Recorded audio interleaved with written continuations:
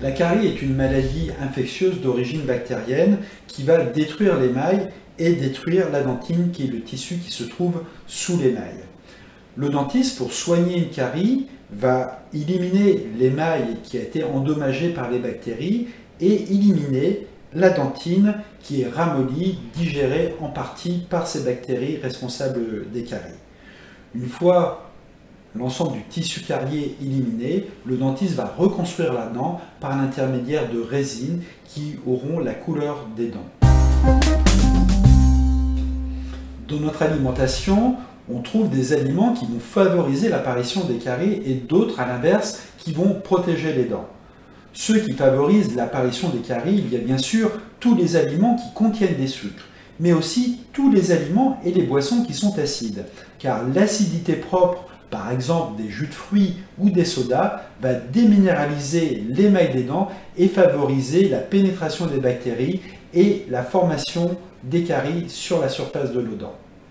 A l'inverse, certains aliments sont protecteurs des dents.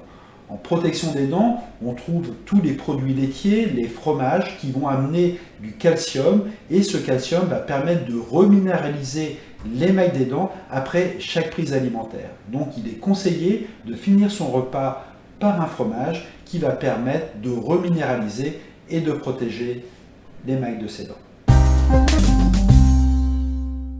La carie est une maladie bactérienne infectieuse.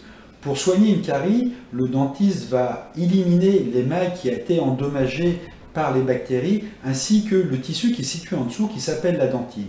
Avec les fraises, on va éliminer ce tissu qui est infecté par les bactéries et ensuite cette cavité sera remplie par un matériau esthétique, le plus souvent des résines.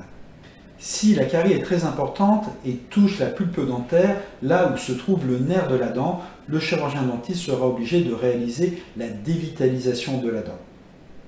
Après cette dévitalisation de la dent, il reconstituera la dent et souvent cette dent est plus fragile, il sera nécessaire de la couronner afin de limiter les risques de fracture de cette dent lors des efforts de mastication.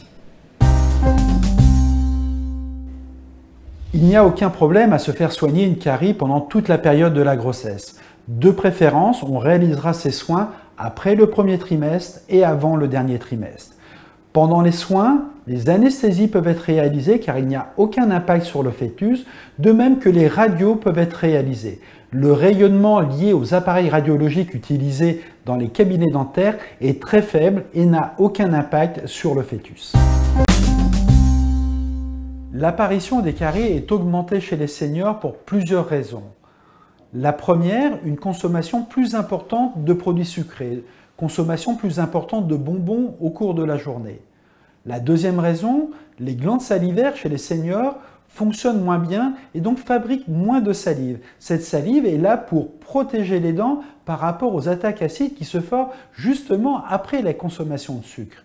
Et en plus, les seniors ont plus souvent une hygiène bucco-dentaire, un brossage des dents qui est de moins bonne qualité car ils ont plus de difficultés avec les membres supérieurs pour déplacer la brosse à dents et effectuer un brossage correct.